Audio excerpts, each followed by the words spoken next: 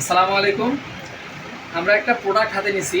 এই প্রোডাক্টটা হচ্ছে প্রোমোটর প্লাস। এটা হচ্ছে এসিআই কোম্পানি বিক্রি করে।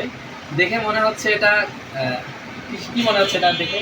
এটা তো মনে হচ্ছে যে চোখের একটা ছোট ড্রপ। Drop, right.